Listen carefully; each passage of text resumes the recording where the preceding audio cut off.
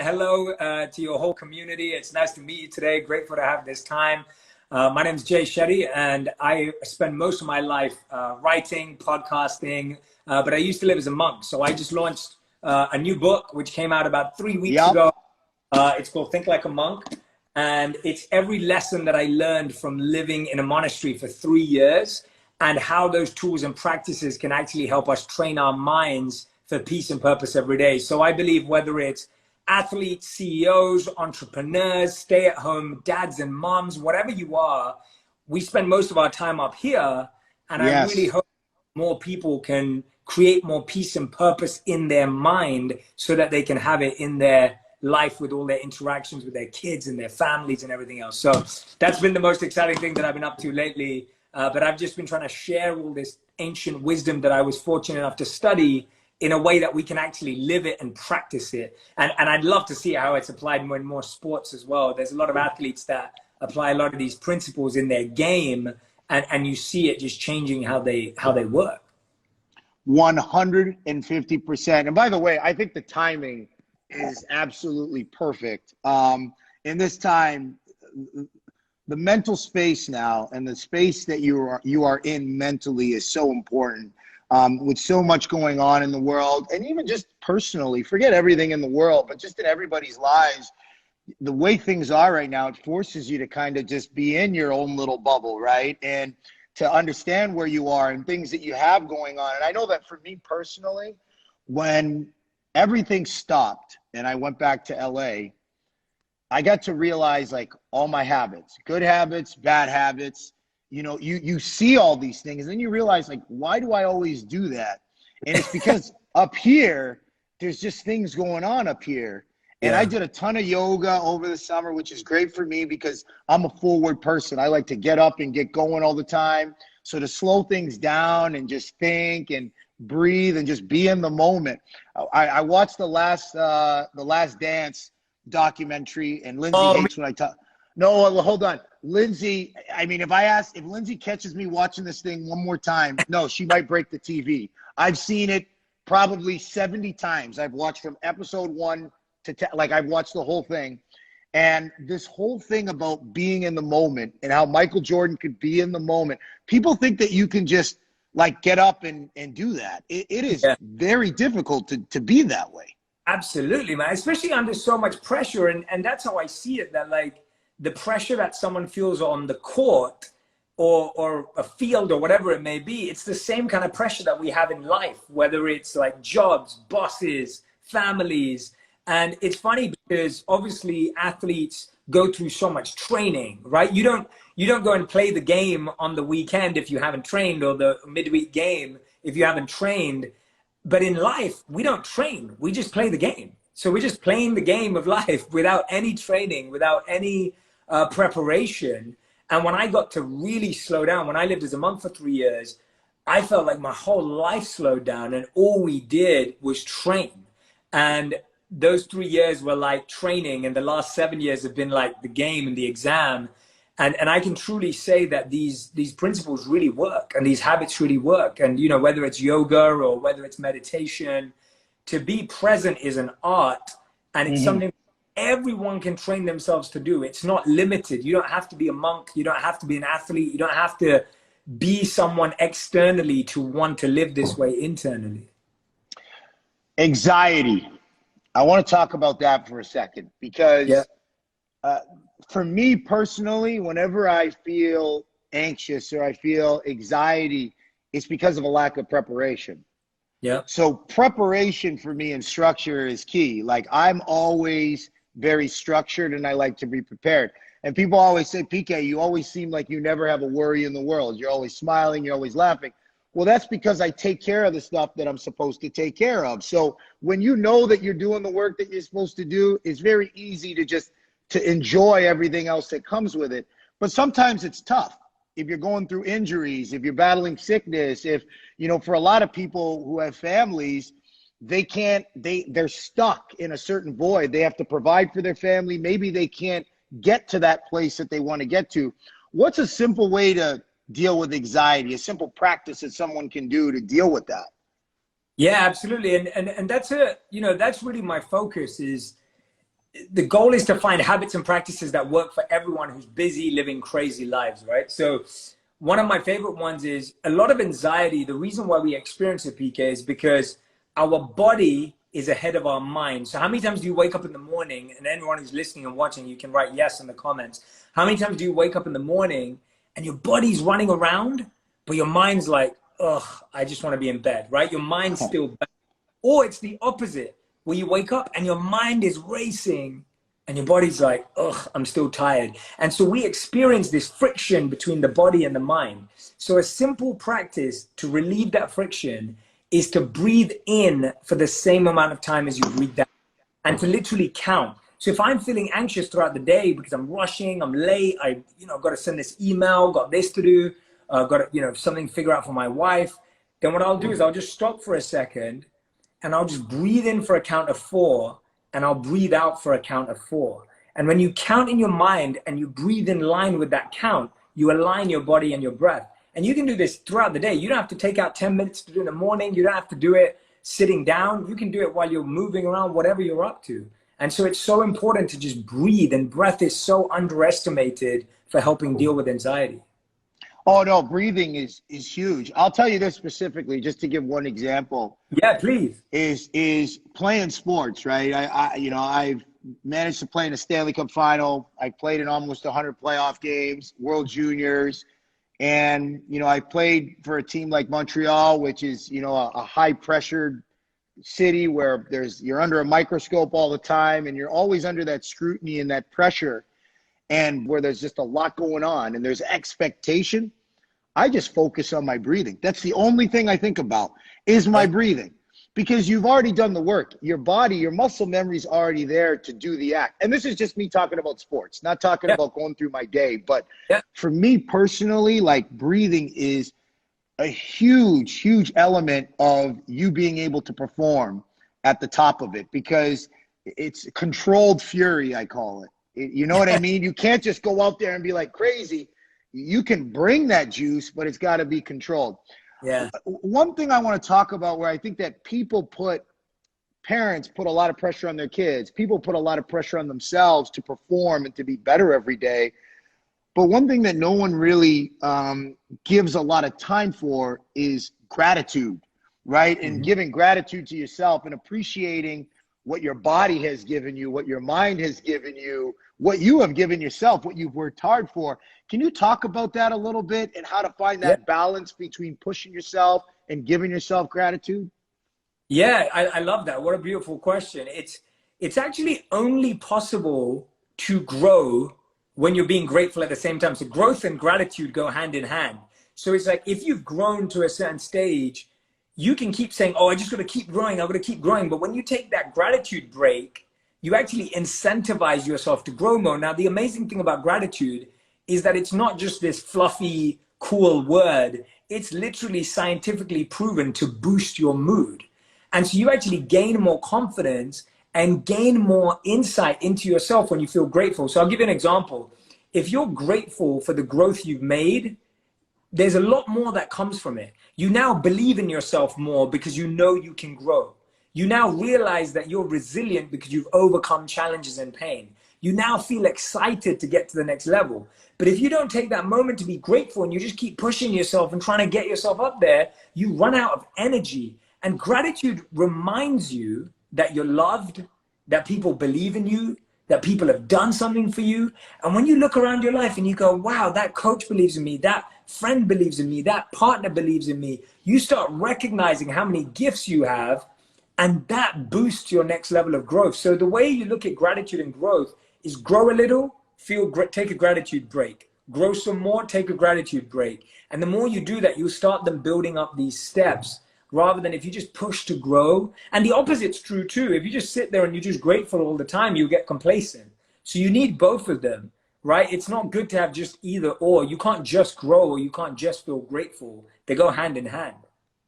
No, I think that that's spot on. I mean, that's one thing I've learned, and I learned it at a very early age, because in my sport, my profession, I moved away from home at 15. So I moved away from home at a very young age, left my family. I come from a big family, 5 kids, you know, 2 older sisters, 2 younger brothers. My younger brothers play hockey as well. But I was so used to being around my family and growing up in a West Indian home, I was used to that culture as well. And leaving that culture, going to a different culture, not being in a West Indian home, being 15 years old, you know, having a sense of like, I'm doing okay.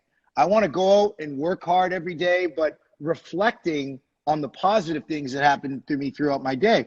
And I do that even after a bad game. You know, if I have a bad game, what were some of the positive things that I did? Because leading up to it, most of the time when there's something that happened that affected the game, it was me not being in the moment. It was me getting ahead of myself, not playing the clock, not understanding what was going on around me. But you're human. It's a game of mistakes. But so is life. The life is a game of, I mean, you got to make mistakes, right? What does it mean to not judge the moment? Yeah, so this was something that we used to repeat to ourselves as monks. Is what happens in our lives today is we judge every person and every moment in the snapshot that we see. So imagine this. Imagine you walked into a movie theater, but you walked in late. And you see a scene in a movie, and it looks like that this guy is chasing this other guy, and the guy being chased is a bad guy, and the guy doing the chasing is a good guy. But you then watch the whole movie, and you watch it from the beginning another day, and you realize that you got it all wrong. Actually, the guy being chased was the good guy, and the guy doing the chasing was the bad guy. And so when we judge the moment in our lives, we label it, we put it in a little box, and then we feel like that moment is always going to be labeled a bad moment, or that is a bad person, or that is a negative thing. And when we do that, we stop ourselves from allowing the fact that we're growing and evolving, that moment is growing and evolving. How many times have you had it, PK, where a blessing turns into a curse and a curse turns into... Hey, every curse has to be a blessing. Totally. It has to be. If you label it a curse, or you say, this is a... I'll give you another example. So many people read their horoscopes, or they have people tell them about times. And I have so many people that I speak to that say, oh, this is meant to be a bad year for me. This is meant to be a bad month for me. If you live like that, you're creating that cycle of this is meant to be a bad month. So now you're just going to spot bad things. And that happens to all of us. So when monks say, don't judge the moment, you allow the moment to actually grow and evolve into a blessing and something better, rather than putting in a little box that says that's a negative thing and I don't want it in my life. So not judging allows you to not make something a curse. Well, it's pretty simple. I never think there's any such thing as a bad day. I think there's challenging days.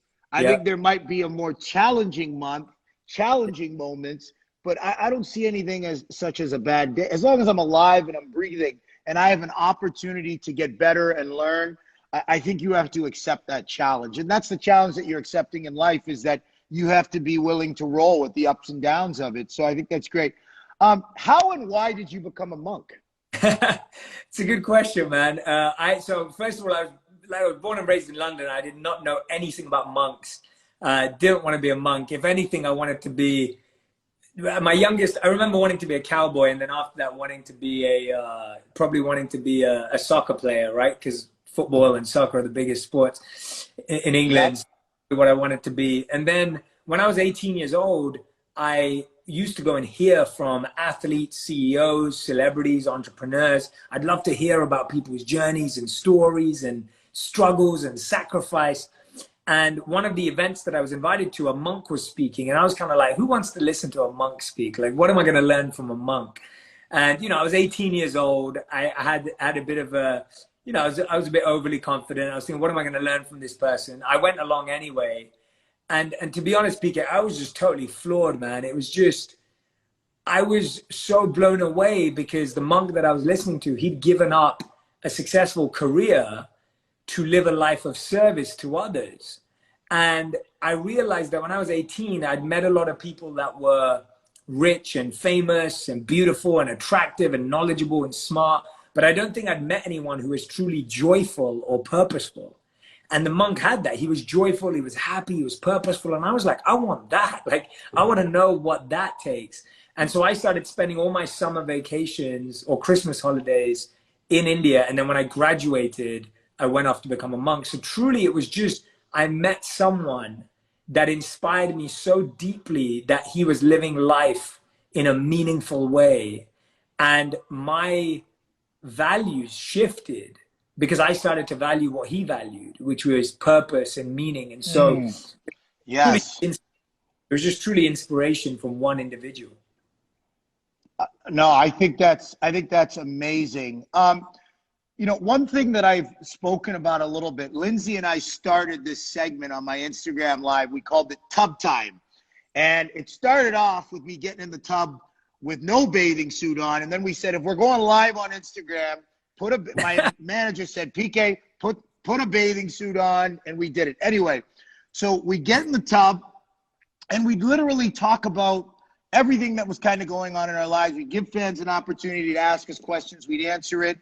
But one of the things that I like to share with people was like a daily routine, getting into a routine. How important is it to have a daily routine? And is it crucial? Is it critical? Yeah, so here's the thing, like there is so much uncertainty in life, and we know that we're feeling it right now, that you have to create your own certainty. Like you have to create your own feeling of a strong feeling every day. That's what a morning routine and an evening routine does. It gives you some reliability, it gives you some security and safety, and it sets you up. See, for most of us, if you don't wake up to a morning routine, what you wake up to is your phone. And 80% of us look at our phones first thing in the morning before we see our partners or our kids, and last night after we see our partners and our kids. So when you see your phone first thing in the morning, you let your mind into news, notifications, noise, and negativity. So you're now at a -5. When you start your day with a morning routine, you start your day with gratitude, with exercise, with meditation. You start your day at a +5. And so even if your day is tough, you end up at a +2. So if you start your day at 0 with a morning routine, you start strong. With a lack of a morning routine, you start weak. So now every challenge feels like a struggle. And so a morning routine is powerful in setting yourself up for a strong foundation. And I talk about 4 very simple habits that I recommend that everyone does every morning, even if it's for 5 minutes, each of them. Thankfulness, it comes in the form of an acronym called TIME. Thankfulness, so just be grateful to someone. So not just, when I say grateful, I don't just mean feel it, I mean tell someone, like thank you to someone, like send a voice note, send a video, say it. Go on, Peter, you're saying something. Hey, no, I think you're spot on. I don't think people feel comfortable being able to just openly be like, hey, I'm thankful to have you as a friend. Yes. I'm thankful to have you as a partner. I'm thankful to have you as a brother. I'm thankful to be with you today. I'm thankful to play golf with you. I'm thankful to have this drink with you. I'm thankful, whatever it is. I don't think people appreciate it enough. And it's like almost having a zest for life. Yeah. Like I get up every morning. I don't know why, but I'm just happy to be alive. I'm happy to have an opportunity to get up, work hard, have fun, you know, talk to my family, talk to my friends. But it's not every day is easy. No. Not every day is easy.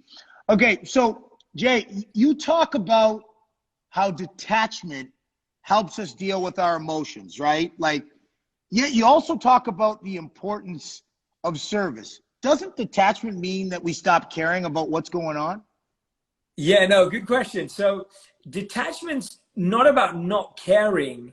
It's about not letting that feeling of care own you. So in the sense of like, so there's 2 versions. So some people say detachment means you don't care at all. That's not true, because that's an unhealthy way to live. Because if you didn't care what anyone thought, you'd potentially do some pretty dangerous and messed up things. So 100%. Yep. Yeah. Other mistake is where you care what everyone thinks, right? The other mistake is you're like, everyone's opinion matters in how I live my life. And so detachment is carefully understanding whose opinion matters, what it matters for, and how to make a difference in the world. So when you're doing things to serve others and help people, you're not doing it because you want them to say you're amazing, PK, and you've done so well. You're doing it because you feel a sense of responsibility and you feel a sense of gratitude to give back. And Muhammad Ali said it best. He said, service to others is the rent we pay on earth. Correct. And it's like, that to me is what service is. Service is because you feel that you owe the world. You feel like you've been given so much that you feel you have to give back. You're not doing it to get a good feeling out of someone. That's detachment. I agree with that so much because, you know, listen, I use my social media platform a lot because my fans, I mean, the people that have supported me my whole career since I first started playing hockey back in World Juniors, they're so loyal and they've always been so appreciative of me letting them into my lives and allowing that to happen. Not everybody sees it that way. Not everybody appreciates it. Some people try to build these narratives about you. And this is me under a microscope, but it could happen for anybody. It could be someone who doesn't play professional sports, who maybe doesn't have as big of a platform, but feels that every time they share something or they talk about something, people take the narrative and spin it into what they want. How do you deal with that? How do you deal with people, the haters, the critics? And sometimes, listen, even though I have critics every day, I got people that write in the New York Post, I got people that write in articles, that write online, who comment on my posts. For some people out there, and I can talk to this a little bit, but how would you deal with that? Because that's all energy, right? It's all energy. So how do you control the energy? How do you take in the positive criticism, right? Yeah. The criticism that you want to be open-minded to. You want to be, an open mind is a gold mine. So you still want to have an open mind, but how do you close the door on the negativity and not allow it in? Yeah, it's kind of, so it's almost like a filtration process, and I get it too. I get a ton of you know, negativity and critics and that too, and I think that's actually, I see it as humbling. Like, it's very healthy and humbling, and it's a good thing because it keeps you grounded, it keeps you focused, and so I appreciate that perspective. But I see it as a filtration process of taking the feedback without the sting.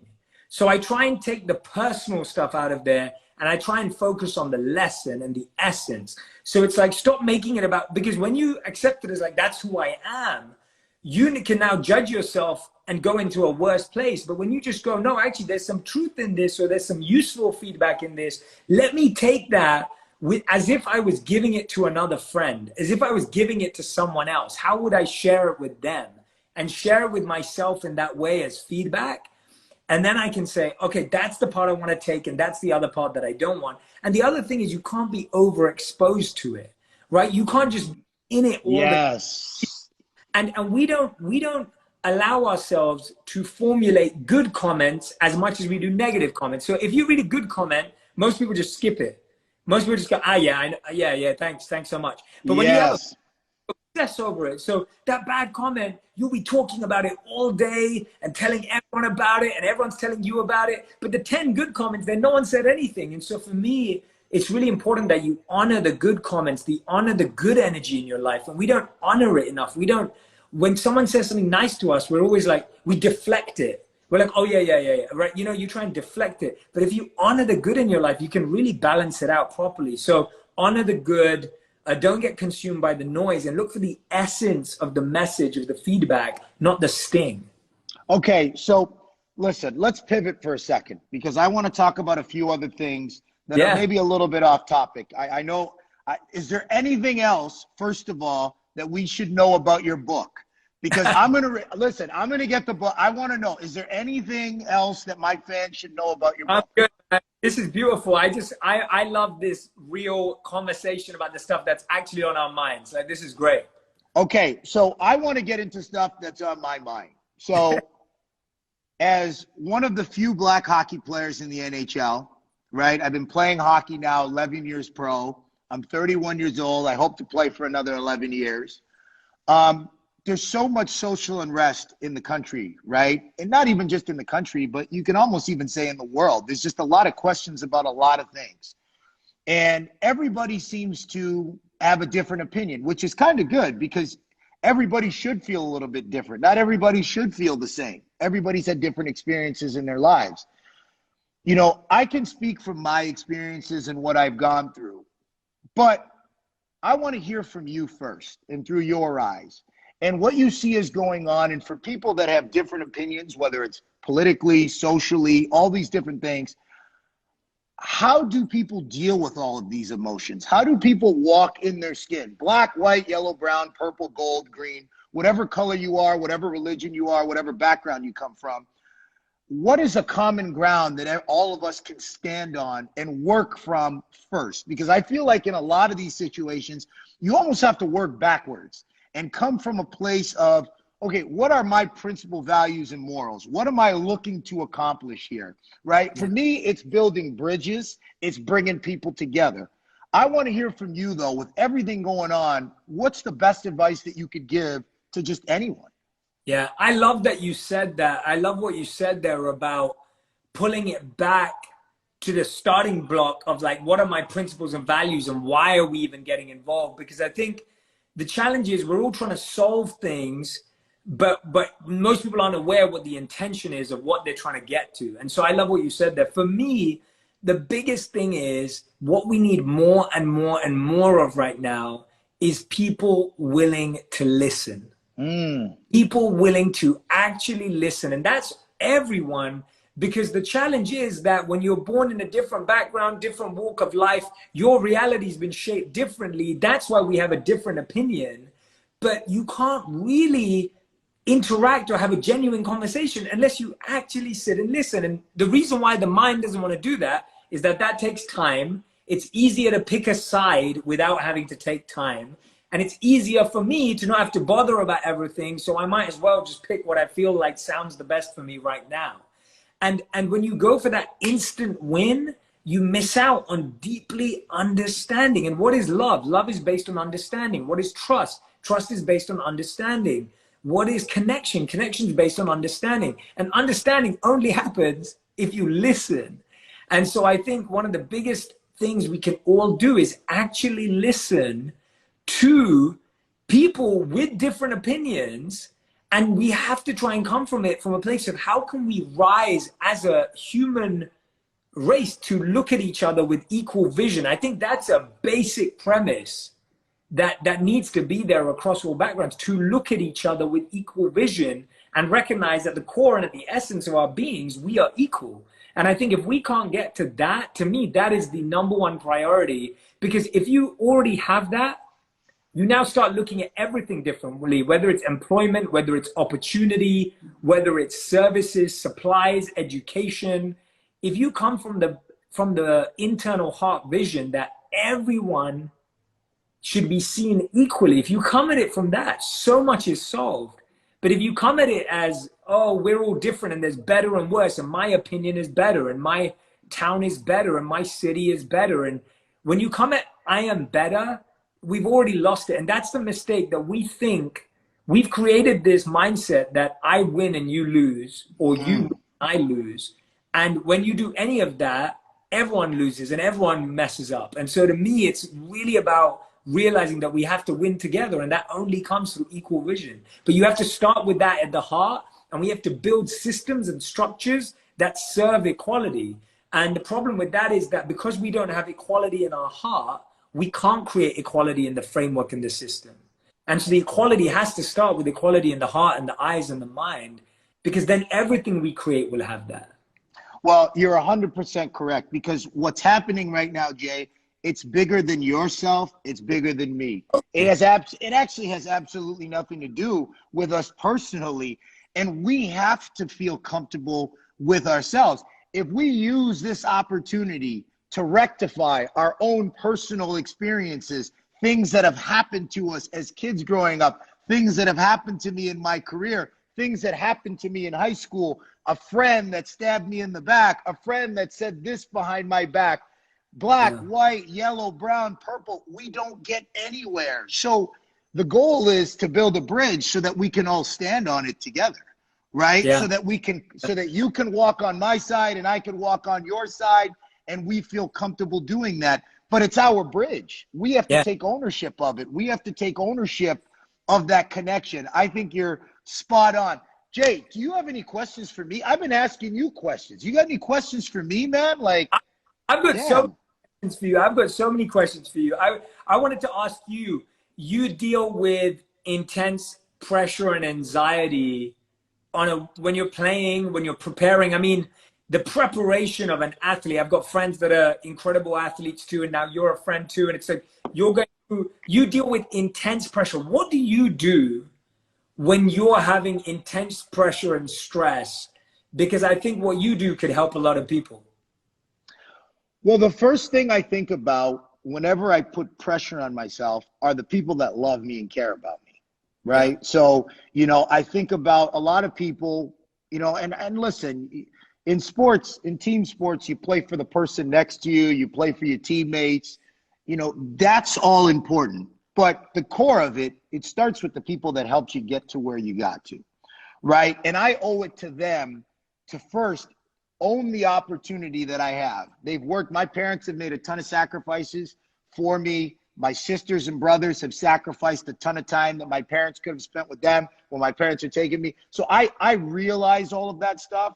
So I channel all that energy into me understanding that, hey, listen, I've worked really hard to get here, but this is still the game that I love. This is still the game that I love to play and that I learned to play playing at Nathan Phillips Square in Toronto till 3 a.m. in the morning when I was 4 or 5 years old. This is the same game that I learned playing shinny at Summerlee outdoor rink in Toronto till 4 or 5 o'clock in the morning. This is still that game. But understanding that, like, I can't be afraid to make a mistake. I can't be afraid to fail. I'm not afraid to fail. So, listen, Kobe Bryant, Michael Jordan, they don't become who they are without taking the shot. Michael Jordan, Kobe aren't afraid of missing a shot, right? They only thinking about making it. So for me, that's the difference between being one of the great players and one of the good players and one of the okay players is betting on yourself. And that's one thing that I always try to stress with a lot of the young athletes that follow me, that watch me, young entrepreneurs, business people. Bet on yourself. It's got to be calculated. You got to put the time in. You got to prepare yourself for where you want to be and for that level that you want to get to. But when you get there, you've done everything you can to prepare. You put in all the work. All you got to do is trust your instincts and trust your ability. And you know what? Sometimes it's going to go your way. Sometimes it won't. But if you think about that, it's never going to happen. So, but I can't sit here and say that being in the Stanley Cup final, being in those big moments, that you don't feel that pressure. But I don't.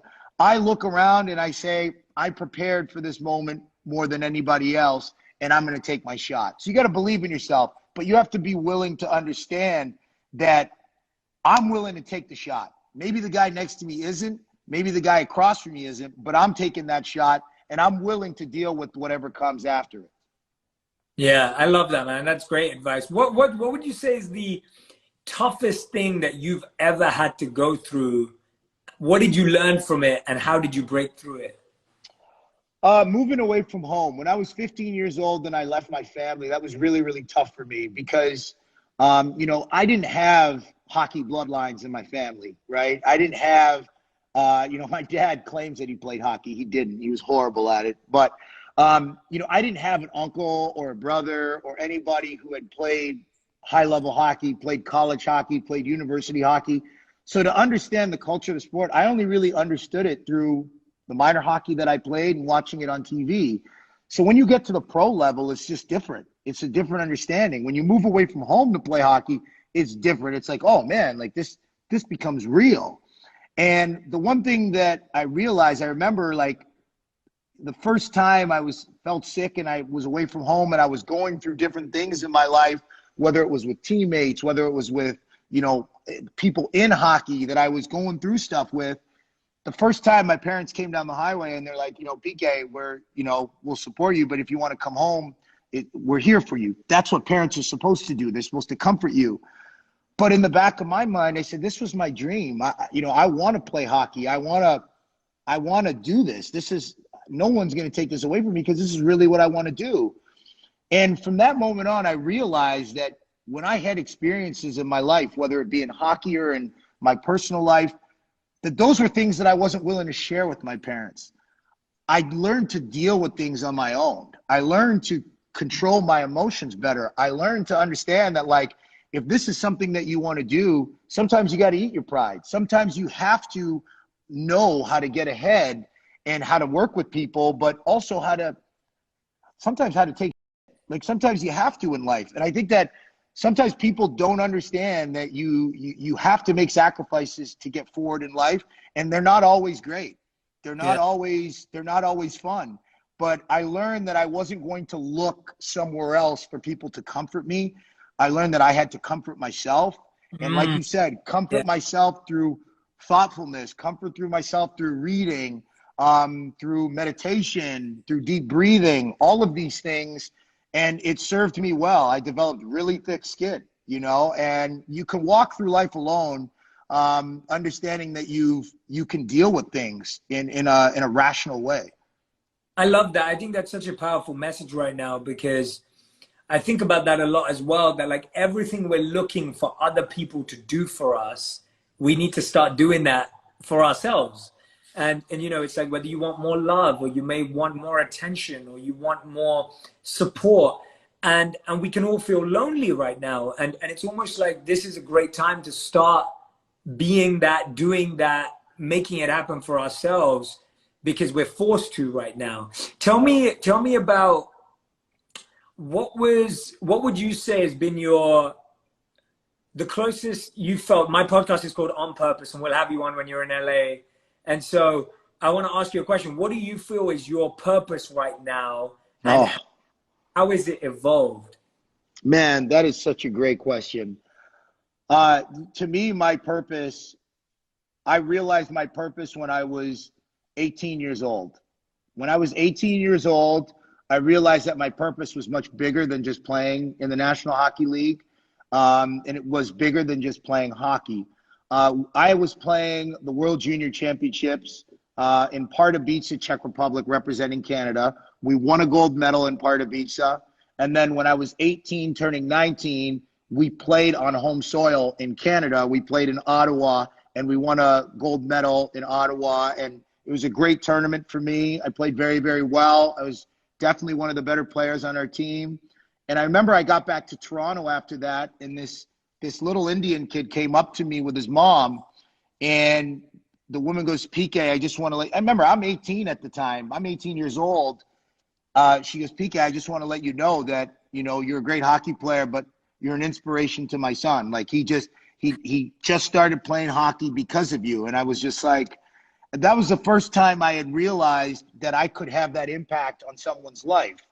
And to fast forward now, 13 years later, you know, it's much more than just getting large contracts. It's much more than winning a Norris Trophy or individual trophies or all-star games. And listen, you know, I want to win a Stanley Cup, but it's much bigger than that even as well to me, because these are people's lives. Giving a child hope in his life is the ultimate success for me. You know, and that's something that I can't share with every player that I play with or play against in the National Hockey League, because they don't look like me, right? And so for me, definitely my purpose has been to impact and have the largest and greatest impact on the sport and on kids and my peers as I can. So that started with my foundation that I started when I was 23 years old. I made a $10 million pledge to the Montreal Children's Hospital. We've helped thousands and thousands of families and kids. I started my Blue Line Buddies program in Nashville, which they continued the program to help underprivileged kids and create an environment for law enforcement, coaches, first responders, teachers in our community to have more of a leadership role, and using the hockey platform and the NHL platform to do that.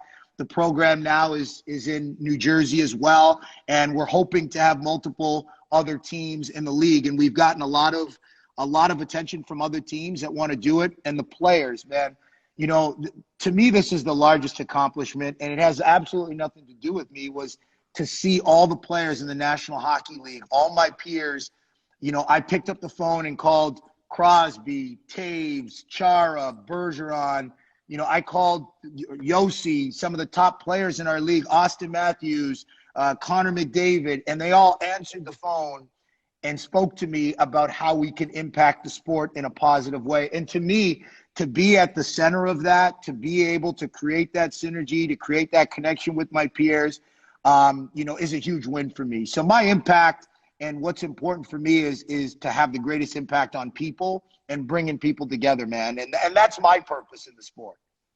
I love it, man. That's so beautiful. And I can't wait for you to continue inspiring people in that way. That's so awesome to hear, because I think, people who make the effort and sacrifice to become incredible athletes like yourself, you just have the whole world watching you, especially the younger audience. You've got all these young people watching you, and for them to hear that and see that makes it so much more meaningful, because when they go on to become whatever they become, they can have that same energy in their heart. So I love that message, man. That's beautiful.